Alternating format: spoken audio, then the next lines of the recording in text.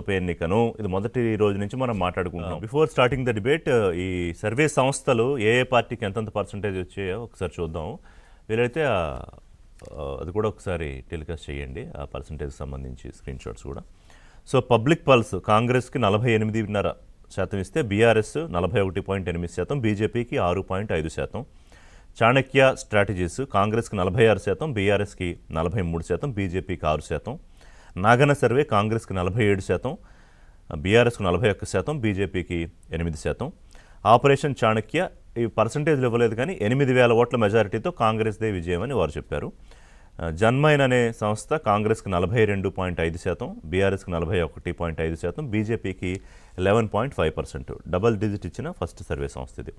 HMR survey కాంగ్రెస్కి 48.31% ఇస్తే బీఆర్ఎస్కి 43.18%, బీజేపీకి 5.84%. ఇదొక్కటే అన్నిటికన్నా తక్కువ ఇచ్చిన సర్వే సంస్థ బీజేపీకి.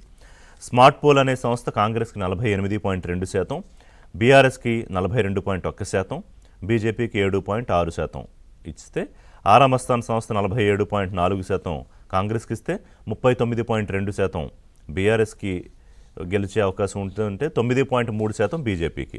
మిషన్ చాణక్య ప్లస్ క్యూమేగా కలిపి 39.43% కాంగ్రెస్కి, బీఆర్ఎస్కి 41.6%. ఇందాక నేను చెప్పినట్టుగా ఈ సర్వే సంస్థ ఎక్కువగా బీఆర్ఎస్ గెలిచే అవకాశం ఉంటుందని చెప్పారు. పొలిటికల్ స్ట్రాటజిస్ట్ అనే సంస్థ 41 ± 2 అంటే మ్యాక్సిమం 43 లేదా 39% కాంగ్రెస్కి వస్తే 45 ± 2 బీఆర్ఎస్కి ఇచ్చింది. ఈ సర్వే సంస్థ కూడా బీఆర్ఎస్ గెలిపే అవకాశాలు ఉన్నాయని చెప్తోంది.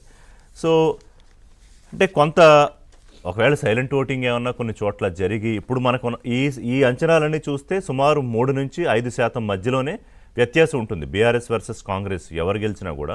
బట్ కాంగ్రెస్కి అనుకూలంగా కాంగ్రెస్ అభ్యర్థి గెలుస్తారని మెజారిటీ సర్వే సంస్థలు ఎగ్జిట్ పోల్స్ ఇస్తున్నాయి. కాబట్టి ఎందుకు ఆ పరిస్థితి వచ్చిందనేదే మాట్లాడదాం. ఇవాళ డిబేట్లో నాతో పాటు అమర్నాథ్ గారు, సారంగుల